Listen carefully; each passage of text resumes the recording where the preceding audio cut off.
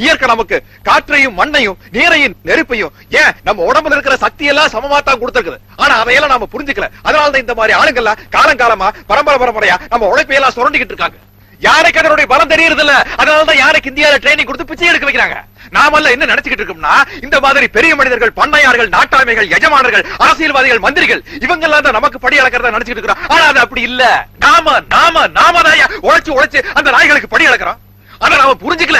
அத நாம புரிஞ்சுக்காம விட்டதனால்தான் அவங்க நம்மளோட உடைமைகளையும் உரிமைகளையும் பிடிக்கிட்டு நம்மளோட உணர்ச்சிகளை சேர்த்து மழுங்கடிக்கிறாங்க.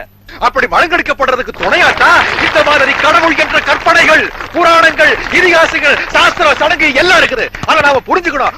புரிஞ்சுக்கிட்டா போராடலாம்.